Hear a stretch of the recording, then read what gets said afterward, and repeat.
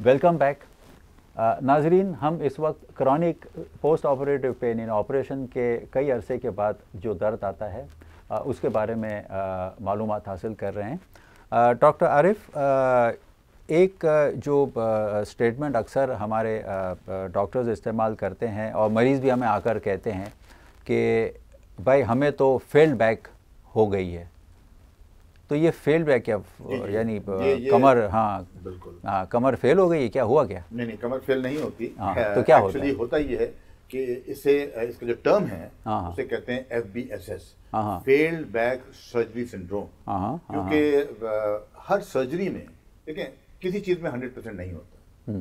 तो even in the best hands, सब अगर बहुत ही बेहतरीन किस्म का स्पाइनल सर्जन हो, उसमें भी थोड़ी बहुत फेलियर हो जाती है और दर्द थोड़ा बहुत रह जाता है। इसी को हम एक्चुअली कहते हैं FBSS या फेल्ड बैक सर्जरी सिंड्रोम, जिसका आपने पहले भी मैंने जिक्र किया था। बिल्कुल। तो ये जानना ज़रूरी है कि फेल बैक सिंड्रोम का यही माना होती है कि ऑपरेशन हुआ है, शायद एक नहीं दो, शायद 3 भी हुए हो और कामयाबी नहीं और दर्द उसके साथ में हो। डॉक्टर आरिफ, हम ये क्रॉनिक पेन की बातें कर रहे हैं, तो जब आपके पेशेंट इस तरह के दर्द के साथ आपके पास पेश होते हैं तो आप क्या क्या इन्वेस्टिगेशन या मुआयना करना पसंद करते हैं ताकि इसकी सही तरह से डायग्नोसिस हो? जी डॉक्टर अजीज़, ये बहुत ही अहम सवाल है। और आजकल के जो जदीद ये मॉडर्न ईरा में हमारे पास एक बहुत ही अच्छा हथियार मौजूद है जिसे हम MRI कहते हैं, मैग्नेटिक रेजोनेंस इमेजिंग। और ये इतना ज़रूरी है और इतना अहम है और इतना प्रिसाइस है कि ये आपकी रगों को भी डिलीनिएट कर देता है या साफ तौर पे बता देता है। तो MRI रिपीट कराएं आप और देखें कि भाई क्यों दर्द हो रहा है, नंबर 1। दूसरी बात ये है, जो रगें निकल रही हैं स्पाइन से, उनका भी टेस्ट हो सकता है या उनकी भी तहकीक हो सकती है या उनकी भी तशवीश हो सकती है। उस इन्वेस्टिगेशन को हम electromyography and nerve conduction study कहते हैं, EMG एंड NCD। इन तहकीकात से आपको पता चल जाएगा कि सर्जरी के बाद दर्द अभी तक क्यों मौजूद है। डॉक्टर आरिफ, अगर एक बार ये दर्द आपने डायग्नोज कर लिया तो इसके इलाज के लिए जहाँ तक दवाइयों का ताल्लुक है तो इसमें हम क्या क्या दवाइयाँ दे सकते हैं कि जिससे ये दर्द कम हो या कंट्रोल में रहें? जी डॉक्टर अजीज़, कई किस्म की दवाइयाँ हैं जिससे आप जो आप इन पट्ठों के दर्द में दे सकते हैं। जो मेजर दवाइयाँ हैं वो, क्योंकि पट्ठे अकड़ाहट में आ जाते हैं, उनमें तनाव आ जाता है, जिसे हम टोनिक मसल स्पैज़म कहते हैं। तो टोनिक मसल स्पैज़म को रिलीव करने के लिए जो हम दवाइयाँ देते हैं उन्हें हम मसल रिलैक्सेंट कहते हैं। और मसल रिलैक्सेंट कई किस्म के होते हैं। एक तो वो होते हैं जो लोकली काम करते हैं, जिसमें टिज़ाइनाडीन है, बड़ी इंपॉर्टेंट दवाई है। It's a very very good muscle relaxant और ये दुनिया भर में इस्तेमाल की गई है, इस पर बेशुमार स्टडीज हुई हैं। और दूसरी जो दवाई है उसको डेंट्रोलिन कहते हैं। वो क्योंकि वो बहुत सख्त दवाई है, उसका इतना ज़्यादा इस्तेमाल नहीं होता। वो मसल को रिलैक्स कर देती है, मसल को पैरालाइज भी कर सकती है। तो इन 2 दवाइयों में जो टिज़ाइनाडीन है उसका फ़ायदा ये है कि वो मसल में कमज़ोरी नहीं करती। इसलिए नहीं करती क्योंकि वो शॉर्ट एक्टिंग होती है और वो 2-3 जगहों पे काम करती है। एक कुछ ऐसी एक अज्जा है जिसे हम कहते हैं अल्फा-2 रिसेप्टर। वो अल्फा-2 रिसेप्टर वहीं जाकर काम करती है, एगनाइजेशन कहते हैं। और दूसरे जो दवाइयाँ हैं, जैसे हमारे पास बैक्लोफेन एक दवाई है जी, या फिर वैलियम जो आम दवाई इस्तेमाल होती है वो है। ये 2 दवाइयाँ सेंट्रली एक्ट करती हैं ऊपर से। इसमें ये काम बहुत अच्छा करती हैं, लेकिन इसका जो प्रॉब्लम ये है, जितनी भी सेंट्रली एक्टिंग दवाइयाँ हैं जो ऊपर से काम करती हैं, उसमें एक तो नींद आती है, सेडेशन हो जाती है। दूसरी और भी 1-2 अलामतें हो सकती हैं, जैसे कन्फ्यूजन हो सकता है, जैसे पेशेंट बेचैन हो जाता है, पेशेंट उल्टी सीधी बातें करता है, ये उसकी कॉम्प्लिकेशन हो सकती हैं। लेकिन ये चारों जो दवाइयाँ हैं इन्हें मसल रिलैक्सेंट कहते हैं और ये काम करती हैं और काफ़ी काम करती हैं। अच्छा, दवाइयों के अलावा और क्या क्या इलाज मौजूद है कि जो ऐसे दर्द को कम कर सकते? जी जी बिल्कुल डॉक्टर अजीज़, दवाइयाँ तो एक किस्म की ट्रीटमेंट है। इसके अलावा और भी चंद इलाज हैं। उसमें एक तो फिज़िकल थेरेपी या जिस्मानी थेरेपी, जिसमें हम वाटर थेरेपी कर सकते हैं, जिसमें हम हीट एंड कोल्ड थेरेपीज कर सकते हैं, जिसमें हम स्ट्रेचिंग थेरेपी कर सकते हैं। मसल को जब खींचेंगे तो उससे स्ट्रेचिंग से मसल में पेन कम हो जाएगा। तो ये सब फिजिकल थेरेपीज़ हैं, स्ट्रेचिंग है, वाटर थेरेपी है, पानी के अंदर बिठाते हैं, हाइड्रोथेरेपी जिसे हम कहते हैं वो है, स्ट्रेचिंग थेरेपीज़ हैं।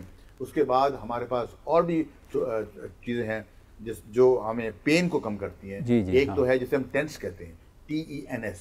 हाँ, ये क्या है? ये ट्रांसकुटेनियस नर्व स्टिमुलेटर है और इससे दर्द कम होता है। तो ये बहुत सी ऐसी हमारे पास तदाबीर हैं जिससे हम दर्द को कम कर सकते हैं दवाइयों के अलावा। तो आप करंट देते हैं? हाँ, जिससे दर्द होता है, लेकिन दर्द कम होता है? कम हो जाता है। ये बहुत छोटा सा करंट होता है, वेरी स्मॉल। अच्छा, हाँ हाँ। तो ट्रांसकुटेनियस होता है, चमड़ी से ज़्यादा ट्रांसकुटेनियस, फिर नर्व को ये स्टिमुलेट करता है। टेंस कहते हैं इसको। ये काफ़ी इस्तेमाल होता है।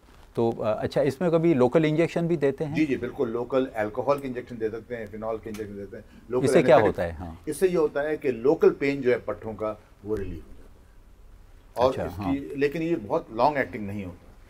तो ये सारी तदाबीर अगर आप इस्तेमाल करें तो जनरली बहुत से दर्द जो है वो कम हो जाते हैं।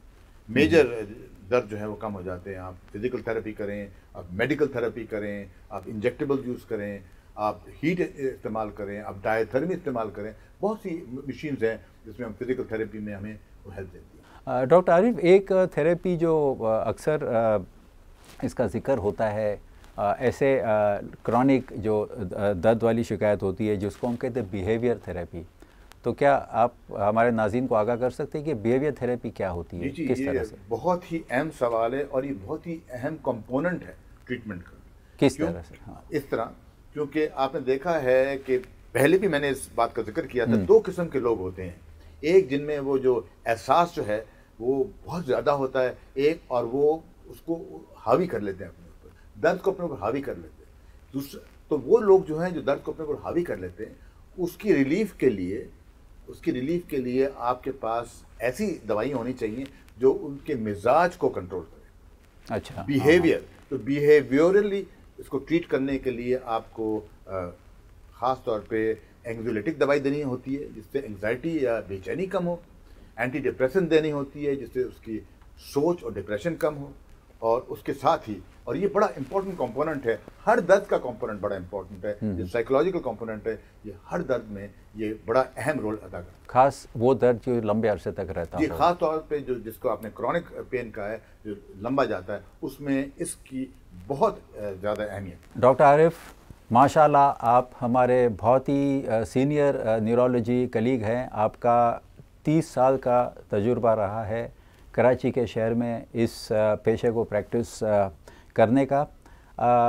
मैं आपसे ये सवाल पूछूंगा कि इन 30 सालों में आपने ऐसे दर्द की अलामात में, मरीज़ों के नज़रिए में, मुआयनों के तरीके में और इलाज में आपने क्या क्या तब्दीलियां देखी है? क्या ये सारी तब्दीलियां अच्छी तब्दीलियां हैं या कभी कभार कुछ, यानी कुछ चीज़ कभी हम कहते हैं कि अब पुराने ज़माने की बात नहीं रही?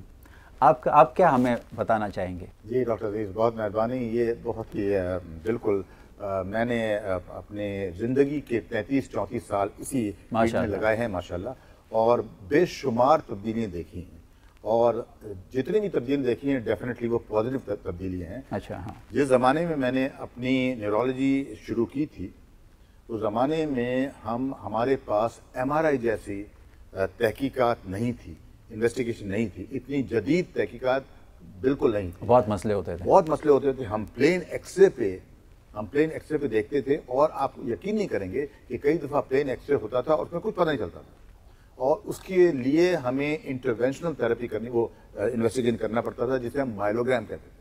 और माइलोग्राम कोई आसान वो नहीं है, उसमें आपको नीडल डालनी होती है, नीडल को देख के पेशेंट परेशान हो जाता है। जी, और जी।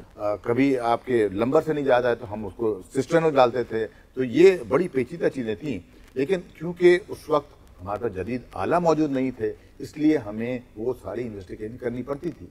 ये तो एक प्रॉब्लम हुआ। दूसरी बात यह है, MRI तो नहीं था, लेकिन थेरेपीज़ में भी बहुत सी चीज़ें अब आ गई हैं।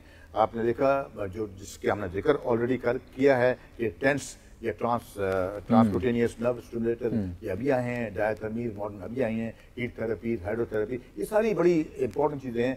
और सबसे बड़ी बात यह है कि जो नई मेथडोलॉजी आ गई है वो भी बहुत ही ज़्यादा इफेक्टिव है और बहुत ही पॉजिटिव है।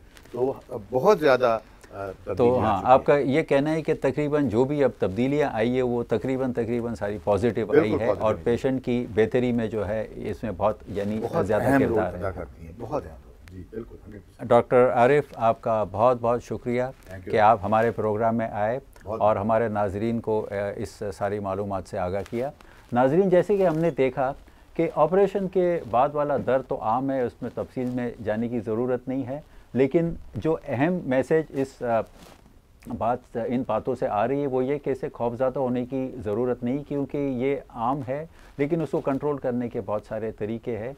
जो अहम किस्म का दर्द है वो ये है कि जो ऑपरेशन के कुछ अरसे बाद आता है, जिसको हम कहते हैं क्रॉनिक पोस्ट ऑपरेटिव पेन, उसकी कई सारी वजूहत होती है, लेकिन इसमें भी अगर सही तरह से उसका मुआयना हो, उसकी डायग्नोसिस हो, तो तकरीबन 60 से 80% लोगों में इस किस्म का दर्द जो है बहुत सही तरह से कंट्रोल हो सकता है। नाजरीन, आपका बहुत बहुत शुक्रिया। अगर आपके पास हमारे लिए कोई सवालात हो, कोई सुझाव हो या और कोई भी बात आपको बतानी हो, तो आप ज़रूर हमें ईमेल करें। जो ईमेल आपको स्क्रीन पर नज़र आ रहा है। आपका बहुत बहुत शुक्रिया। अल्लाह हाफ़िज़।